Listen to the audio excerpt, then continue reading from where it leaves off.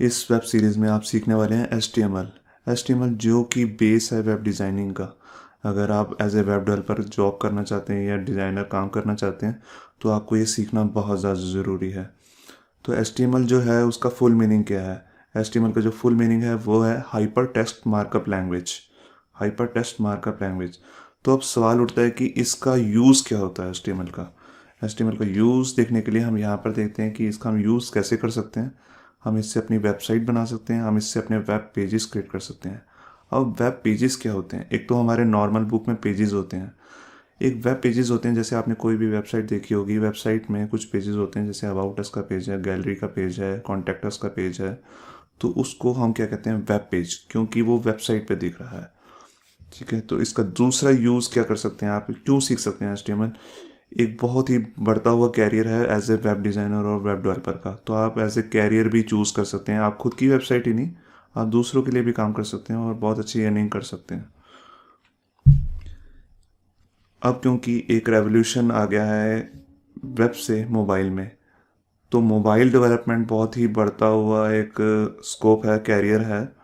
ठीक है, आप मोबाइल एप्लीकेशन डेवलपमेंट कर सकते हैं। अब सवाल उठता है कि मोबाइल एप्लीकेशन तो जावा में क्रिएट होती हैं।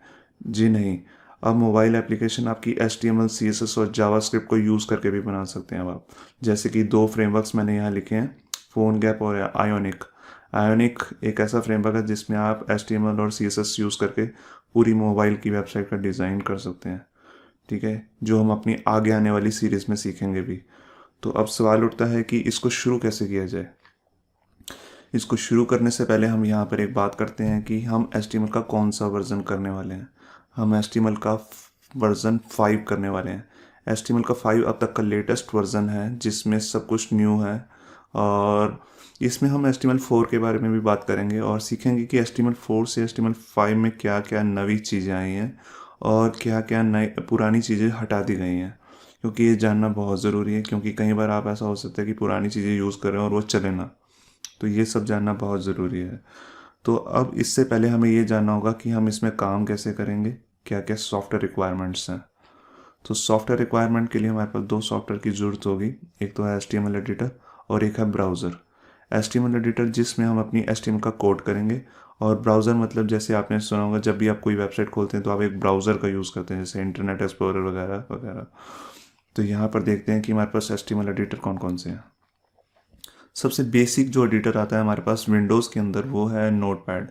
नोटपैड विंडोज़ के साथ ही आता है और इसको आप as a editor, HTML editor use कर सकते हैं। इसमें आप अपना सारा कोड कर सकते हैं और ये फ्री ऑफ कॉस्ट है क्योंकि आपको विंडोज़ के साथ ही मिला है। इससे एक ऊपर भी आता है, वो है नोटपैड प्लस प्लस।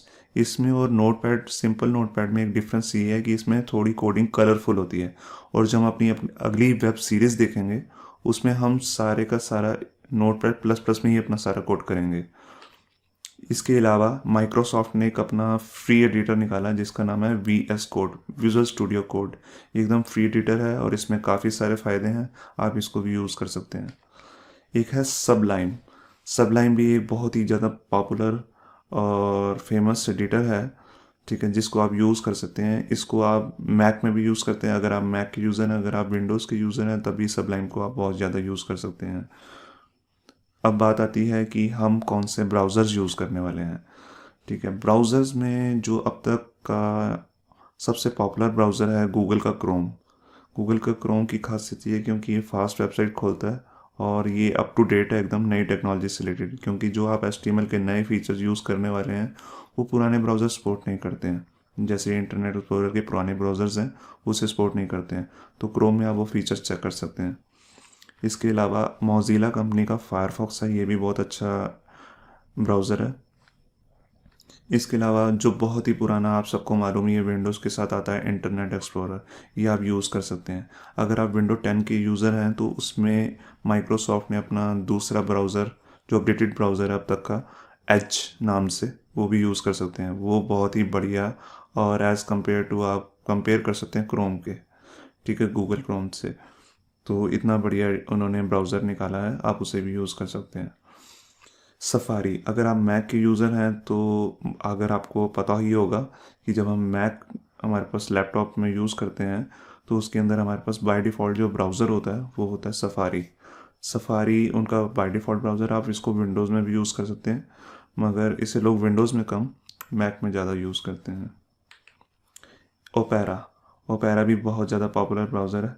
इसको लोग ज़्यादातर मोबाइल्स में ज़्यादा यूज़ करते हैं, वैसे भी यूज़ करते हैं विंडोज़ में भी और मैक में भी, मगर इसको मोबाइल में ज़्यादा यूज़ किया जा सकता है। तो यहाँ तक हमारा सारी वीडियो बनाने का जो एक मोटिव था वो यही था कि हम आपको बता सकें कि HTML है क्या और हम क्या करने वाले हैं और कैसे करेंगे।